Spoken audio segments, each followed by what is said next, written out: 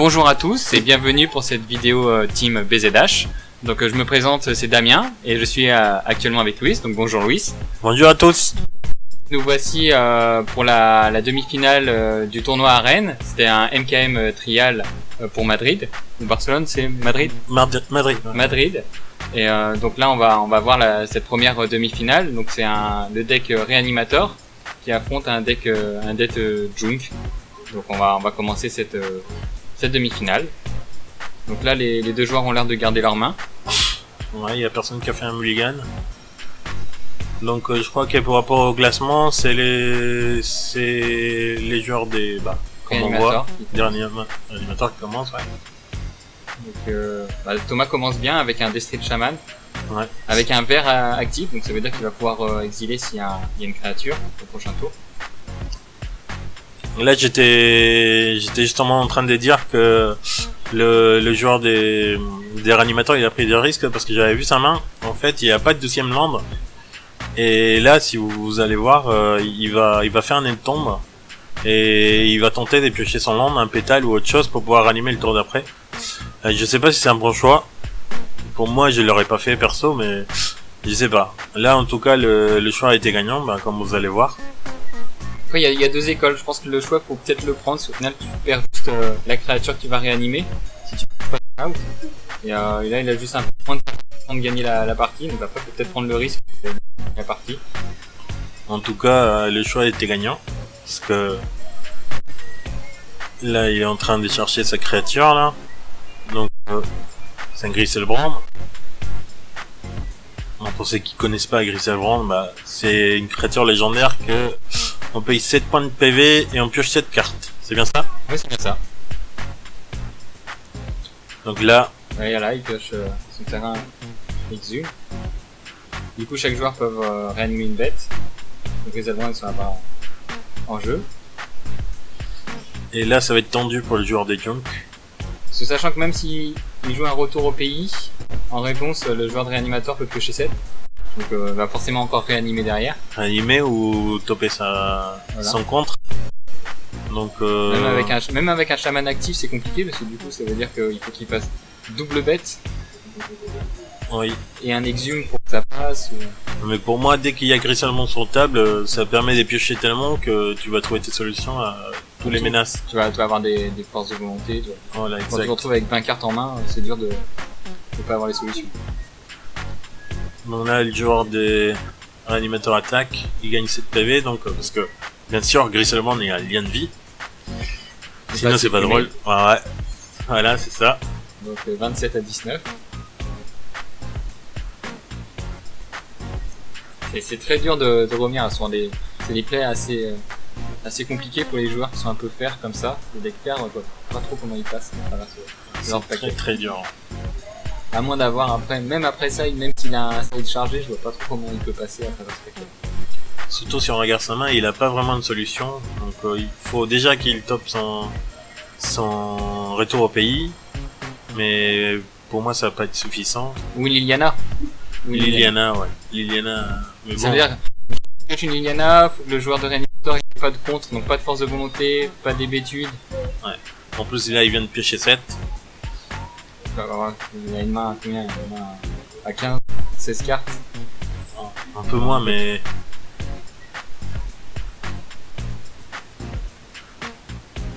Là, il continue à vouloir animer.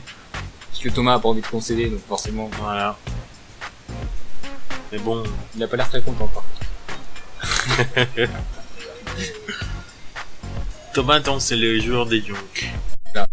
Donc il y a une main, il y a Zénith, double Rhino, Decay qui passe pas sur... Et l'Eternal Witness, témoin éternel. Iona, ça m'a dit oui, avec un gros sourire je pense. Donc c'est une créature légendaire 7-7, quand elle arrive en jeu, le joueur choisit une couleur et l'adversaire peut pas jouer cette couleur là.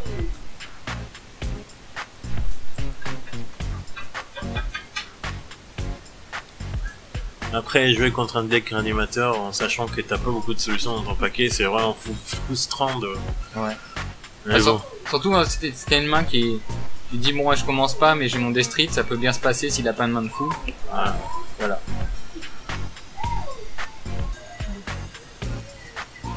Là, je sais pas, on voit pas trop sa main, les joueurs des réanimateurs, donc je sais pas trop ce qu'il est en train de... Et surtout, je me demande pas comment il a pas concédé rapidement, parce qu'au final, je vois pas trop ce qu'il peut... il peut se dire qu'il va choper son retour au pays, et qu'il a pas de force de volonté. Donc, après, ça peut arriver, mais c'est quand même tendu. Puis même s'il arrive à choper son retour au pays, après forcément il va réanimer. Ouais. Ah, il est en train d'essayer... Défausser. C'est une fin de tour. Donc il va garder que les bonnes cartes, je pense qu'il va garder forcément que des contres. Ah oui, et là Thomas, il essaye d'équilibrer, mais le problème c'est qu'il y a l'arbitre qui va intervenir parce qu'il a pas le droit. Une fois qu'on a passé l'étape des cleans, on peut plus rien faire. Donc c'est pour ça on doit toujours déclarer ses fins de tour. Donc voilà, à la déclaration de fin de tour, si l'adversaire rend la priorité, à ce moment-là le joueur actif se défausse des cartes superfuges car il est à 7. Et ensuite c'est le tour de l'adversaire. Donc là, Thomas a un retour au pays. Et là, forcément, j'ai à la force de volonté qui pitch son Daze. Donc à mon avis, l'arbitre il a laissé passer le truc de exiler la bête. C'est pas trop grave, je pense que la partie était déjà pliée. Donc on va passer à la 12e.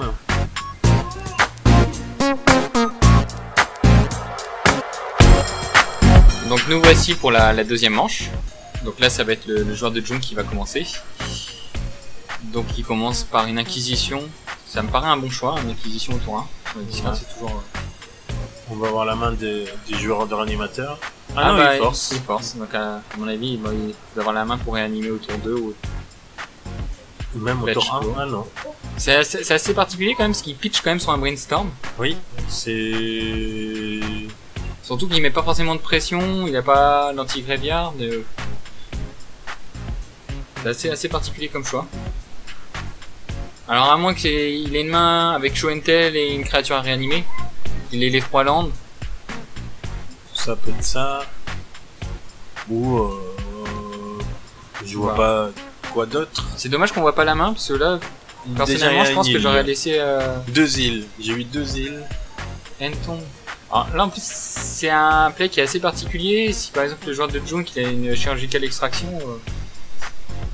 donc là on voit pas trop. Je crois qu'il y a une submerge. Une submerge. Il y a une chevalière. Il y a une canoniste, je crois. Donc la chevalière, elle pourrait... Bon là, ça va être un pondeur, donc il cherche. Donc apparemment, il n'y a pas forcément les solutions. Hein. Il n'a pas forcément la combo en main. S'il creuse et cherche quelque chose. Alors à moins qu'il ait besoin de son 3ème land. Pétale. Ah, ça sent l'exhume. Exhume. Du coup, Thomas avait pas forcément de solution. Ça veut dire qu'il a gardé une main juste avec une inquisition. Oui, c'est une canoniste et un choc. Donc voilà. Donc en fait, ça veut dire que la main qu'il avait, fallait qu'il chope du blanc. Ouais, là, ça arrive un peu tard du coup, parce que maintenant il y a un titan qui est sur la table. Donc ça commence à devenir un peu compliqué. Même si voilà, Thomas a quand même une solution, s'il a loqué le noir de réanimateur. Donc là, il faudrait qu'il gère les tokens plus le titan, sachant qu'il a pas de blanc. Donc là, Thomas est actuellement à 10. Il a pris un 10, il est à 10. Et je viens de voir, il a aussi la pétresse. Celle qui empêche de réanimer. Voilà, qui empêche quand une bête arrive sur le champ de bataille et il n'a pas été casté, elle est exilée automatiquement. Sauf si c'est des tokens. Sauf si c'est un token. Donc du coup ça se passe comment si t'as une prêtresse en jeu et que t'as le titan. Le titan est exilé automatiquement mais les tokens arrivent en jeu. Non, parce que comme il rentre pas dans le champ de bataille, il est exilé à la place. Il est exilé à la place, donc du coup, les triggers de tokens, ça s'applique pas. Du coup, les tokens, ça arrive jamais. Voilà, c'est assez compliqué. Il y a quand même le titan plus les jetons à gérer sans le blanc. Là, c'est bien. Là, ça c'est devient tendu. bien. Voilà, c'est terminé. Concède. C'est vrai que c'était pas une partie très palpitante. Donc voilà, c'était la semi-finale. Voilà. Donc là, on va passer à la finale.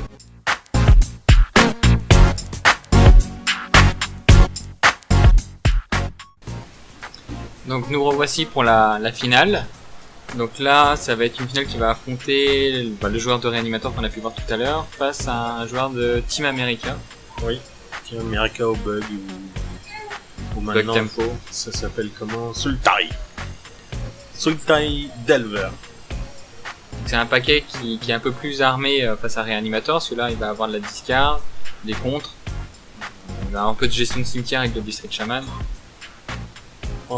Discard. Ah oui, il joue Liliana, oui. Il peut jouer Liliana, je crois que sa version elle joue des Zing-Tutu également. Ouais, il joue des Zing-Tutu et des Liliana. Par contre, elle joue pas de Stifle. Non, ça c'est dommage parce que Stifle en ce moment c'est hyper fort. Donc là, c'est une réanimation tour 1. Donc là, le joueur de Sultai va faire un remue-ménage en réponse.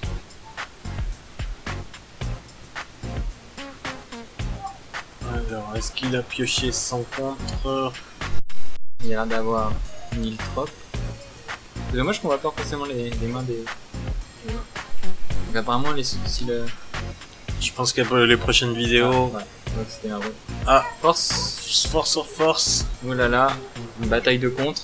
On voit encore un joueur avec les Elbrand. Donc ça veut dire que même si il se résout, le joueur de réanimateur peut quand même... là, ça commence à être compliqué, parce que tour 1... la tour 2, tour les 2, Elbrand. oui. Ça va être compliqué pour le joueur de Sultai Delver. On peut essayer de sortir avec une Liliana, mais bon, maintenant avec les Elbrand résolus, on a l'impression de revoir la demi-finale. Ben, le paquet réanimateur classique, c'est vrai que c'est un paquet assez stable en lui-même, mais bah, comme tout paquet de combo, il faut avoir les bons mains dès départ et piocher derrière. Là, il avait une très bonne main. Il y avait les deux terrains, la carte pour mettre au cimetière, plus la réanimation, plus la carte bleue et faux. C'est quand même une très bonne main. Une main comme ça, on peut en ouvrir tous les jours. En plus, là, il vient de piocher, c'est défaussé. Bon, on voit quand même que le joueur de réanimateur joue assez safe. C'est-à-dire qu'il réanime pas avec les Elbrand et il se met à piocher tout de suite. Après, je sais pas si c'est bien... Bah, vu qu'il joue la version classique, je pense que c'est plutôt pas mal de sa part de piocher comme ça. Une fois qu'il a gagné des points de vie, il piochait. Après, bah, je suis pas un expert dans des jeux combo comme un réanimateur, donc je peux pas dire si c'est le bon play. Liliana, à mon avis, ça va prendre sa force, ou sa Daze. Daze. Ça sent le sapin pour le genre de bugs. Ça va être dur. Fais un brainstorm avec le mana qui a généré avant de faire le Daze. Avec un fetch en backup pour enlever les deux cartes qui pourraient être un peu en main. Ouais, là ça va être difficile. Ouais.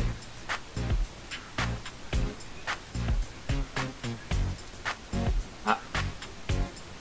Il a vraiment une main, pour pas avoir fetché, ça veut dire vraiment qu'il a toutes les cartes qu'il faut. Bah oui, à mon avis, il faut l'assurer sur le troisième land au cas où il se fait gérer son Grisselbrand. Et pour faire le choix Intel, j'imagine. Finalement, a l'air d'avoir changé, je vois encore une force de volonté, un choix Intel. Donc le joueur des Sultai il fait un ponder pour trouver des solutions. Si c'était pas le cas, il mélange.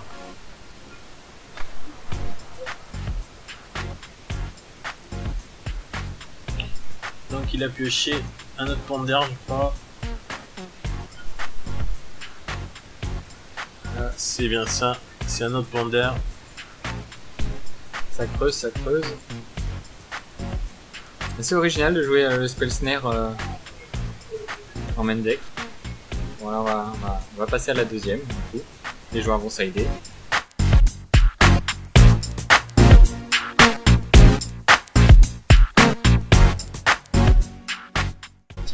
Nous voici pour cette deuxième manche de la finale en espérant qu'il y ait un peu plus d'action, oui, parce que réanimation tour 2, c'est pas très palpitant. C'est clair. On va dire que c'est le paquet, mais bon, on aimerait bien que les adversaires fassent un peu autre chose. Une cage tour 1 déjà, voilà, c'est quelque chose. Ça c'est bien ça. Voilà.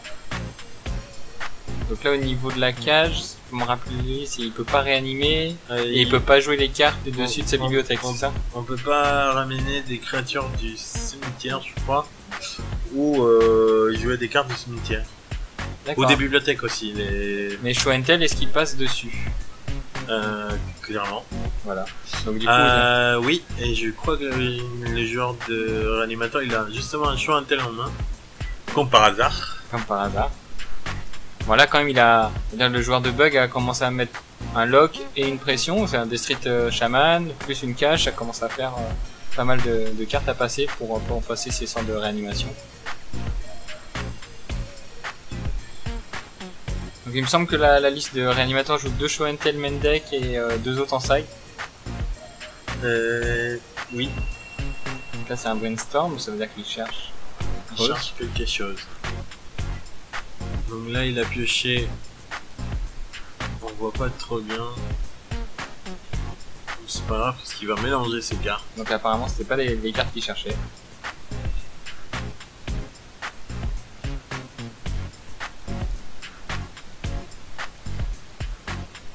C'est pas... Je sais pas. C'est quand même bizarre le... Je sais pas voir les... Faudrait qu'on arrange ça la prochaine fois. Donc c'est un pondère. Donc il cherche. Ça a l'air d'être un sort de réanimation qui est en main, un an. Il y a une étude attentive en main.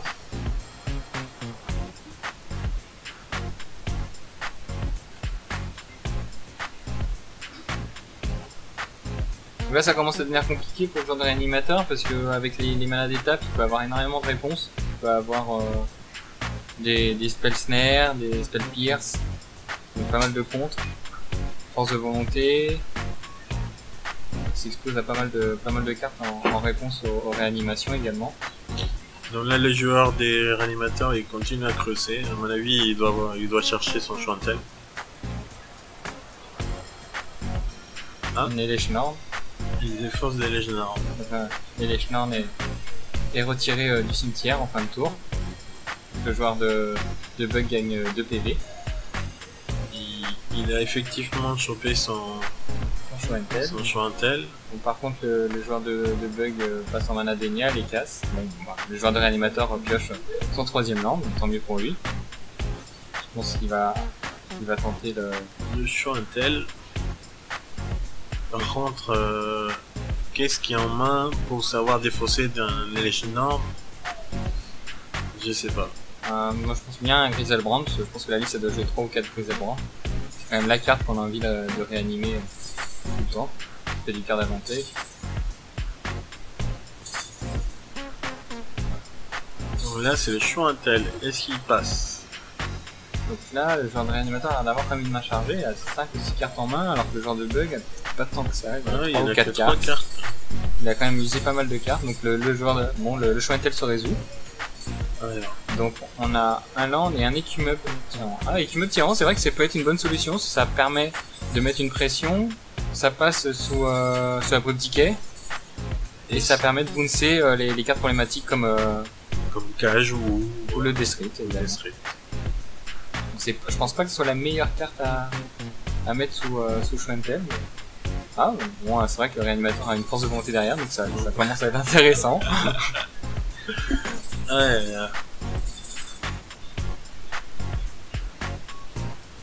C'est là qu'on voit quand même que donc une Liliana, en réponse je pense qu'il va avoir une force, il va bouncer sans doute la cage. Donc trigger d'écumeuble tyran qui remonte la cage. Alors c'est peut-être le Deathright, il fallait remonter si le Deathright aurait eu le mal d'invocation si t'es recasté, alors que là le joueur peut très bien fetcher et rejouer la cage. Oui, effectivement. Après, Ah non, il a tout son mana. Et il lui reste un, ouais. Bah, il peut en il faudrait qu'il fasse une double daze, triple daze pour. Moi, ça va, Non, voilà. Ça va être compliqué. Ou alors il a encore une autre force plus. Je pense pas. Ah non, il laisse passer. Ouais, mais après il va jouer des boui-boui, je pense, pour piocher et puis s'amuser. Show and tell. Ah. Ouais. Trigger. Ours, le chaman. En réponse, fetch. Donc je pense qu'il va retirer. Est-ce qu'il reste une bête à retirer? Non. Il va retirer un éphémère.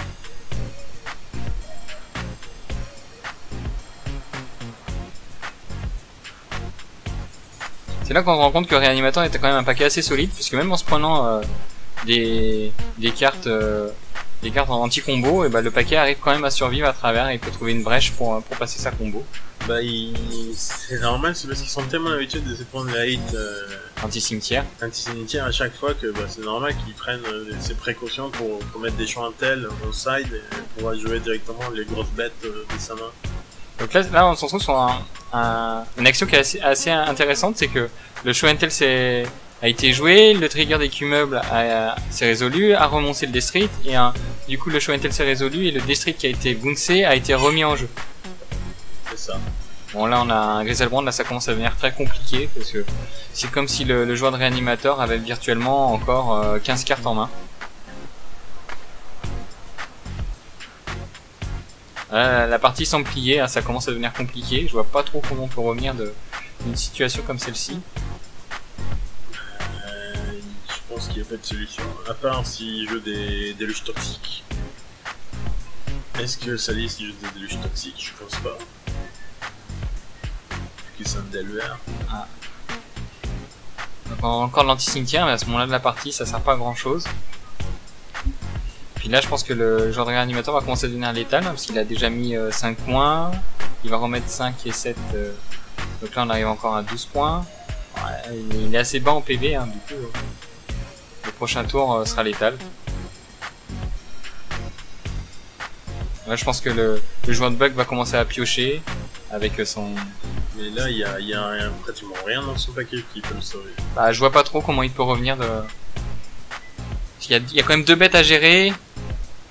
Ces anti-bêtes, c'est Liliana et Abrupt Decay. Il faut qu'il joue 2 Liliana pour pouvoir faire 2 sacrifices et que ça passe à chaque fois. En sachant qu'il y a Griselbrand sur table et que les joueurs de... Et là il y a Death Street Shaman qui se prend un disfigure. Le trigger des Q-Mub se met en pile, du coup il va bouncer la relique. Là ça devient très compliqué. Dès que le joueur de réanimateur va jouer une carte, il va lui remonter un permanent, sachant qu'il a énormément de cartes en main. Même en ayant les 2 fois la solution, le joueur de réanimateur ne chope pas ses contres. Même derrière ça, je vois pas comment le joueur de Sultai revient. Oui, là c'est fini pour lui. C'est le rouleau compresseur qui est passé. Après, on lâche rien.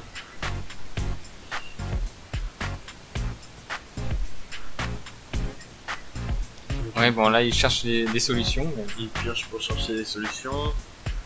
Et on retire les cimetières des 2 côtés également.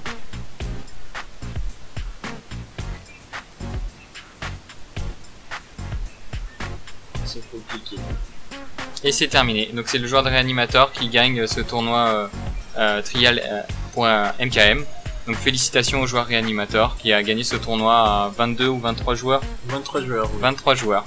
Bah donc merci Louis pour ces commentaires. Bah, merci Damien. Et en espérant vous se voir très bientôt pour de prochaines vidéos, des deck tech, et à bientôt. Abonnez-vous sur notre chaîne. À bientôt. Salut.